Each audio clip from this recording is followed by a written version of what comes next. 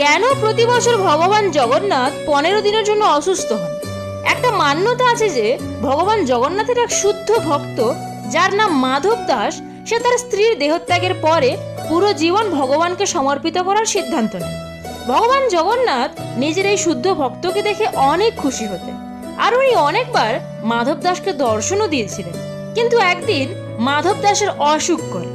অসুখের কারণে তার শরীর শুকোতে থাকে। তখন স্বয়ং ভগবান জগন্নাথ নিজের ভক্তের সেবা করেন। পরে যখন মাধব দাসের জ্ঞান ফিরে আসে, তখন সে জিজ্ঞাসা করল, প্রভু, আপনি তো ত্রিলোকের না, তাহলে আপনি আমার অসুখ একেবারে ঠিক করলেন না কেন? আপনাকে আমার সেবা করতে হতো না? তখন ভগবান হেসে বললেন, মাধব দাস, যদি তুমি এই জন্মে এই দুঃখকে না ভোগ করতে, তাহলে তোমাকে পরের জন্ম নিতে হতো।